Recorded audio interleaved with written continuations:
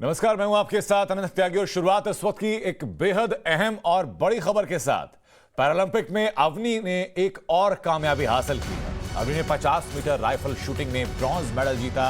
इससे पहले Avani Lekhara 10 metre rifle shooting में गोल्ड जीत चुकी हैं। पैरालंपिक में भारत के अब तक कुल 12 मेडल हो चुके हैं और अभी तक का पैरालंपिक में भारत का सबसे शानदार प्रदर्शन रहा है।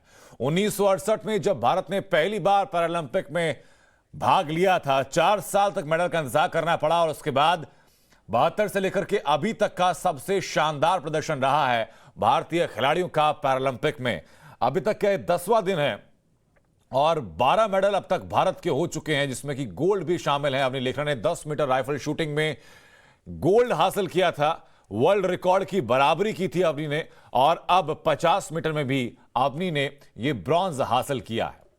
एक और कामयाबी, 50 मीटर राइफल शूटिंग में ब्रॉन्ज मेडल जीता। इससे पहले 10 मीटर राइफल शूटिंग में गोल्ड जीत चुके हैं। पैरालंपिक में भारत के अब तक कुल 12 मेडल हो चुके हैं और यह शानदार प्रदर्शन भारतीय खिलाड़ियों का आज 10वां दिन टोक्यो पैरालंपिक। हमारी सहयोगी करिश्मा हमारे साथ जुड़ चुके हैं। करिश्मा, एक के बाद एक कामयाबी भारत के हिस्से में और खासतौर पर अवनी लेखरा के हिस्से में आती जा रही है।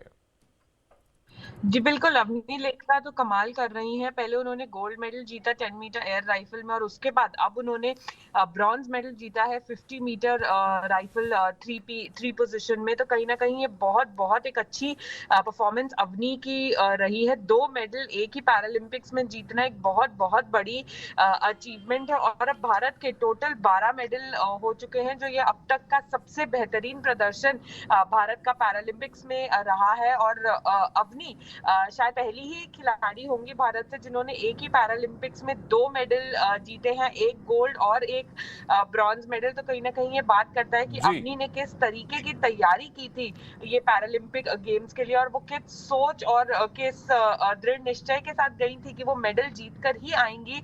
और अभी तक वो 2 मेडल जो है वो भारत के लिए जीत चुकी हैं और 12 मेडल भारत के अभी तक हो चुके हैं। बिल्कुल, शुक्रिया करिश्मा आपका हम तक जुड़ने के लिए और ये जानकारी हम तक साझा करने के लिए।